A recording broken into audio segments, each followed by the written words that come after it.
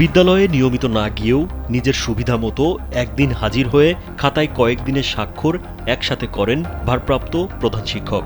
এমনকি একজন ভাড়াটিয়া শিক্ষক দিয়ে বিদ্যালয়ে ক্লাসও করান তিনি। এতে ভেঙে পড়েছে বিদ্যালয়টির শিক্ষা ব্যবস্থা। কিন্তু অজ্ঞাত কারণে বিষয়টি নিয়ে নীরব প্রশাসন। বলছিলাম জামালপুরের ইসলামপুর উপজেলার প্রত্যন্ত নোয়ারপাড়া ইউনিয়নে অবস্থিত রাজনগর সরকারি প্রাথমিক বিদ্যালয়ের ভারপ্রাপ্ত প্রধান শিক্ষক নূর নবী ওরফে সেতুর কথা।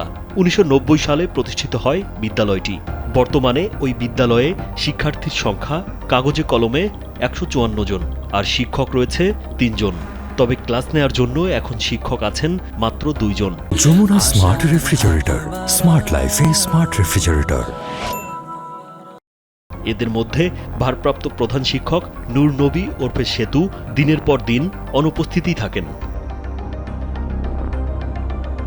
তাই সেতু তার কর্মস্থলে ক্লাস চালাতো ভাড়াটিয়া শিক্ষক দিয়ে। অভিযুক্ত ওই ভারপ্রাপ্ত প্রধান শিক্ষক সরকারি প্রাথমিক বিদ্যালয়ের শিক্ষক হয়েও একই সাথে তিনি বিভিন্ন সময় নিজের কাজ নিয়েই ব্যস্ত থাকেন। ম্যানেজিং কমিটির সাবেক সদস্য ময়না বেগম জানান, ৪ থেকে ৫ মাস আগে প্রধান শিক্ষকের দায়িত্ব পালন করার জন্য একজন প্রক্সি মাস্টার নিয়োগ দেন ওই শিক্ষক। ২ থেকে ৩ মাস ওই শিক্ষককে বিদ্যালয়ে আসতে দেখেননি তিনি। ২ মাস হলো তো আসেই না।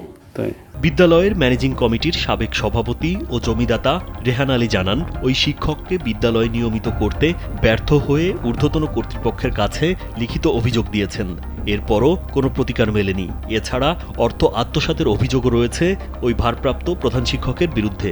হেডমাস্টারের দায়িত্ব যাই আছে বর্তমানে, উনি এই স্কুলে আসে না, প্রায় রমজান মাস থেকে আসা বন্ধ।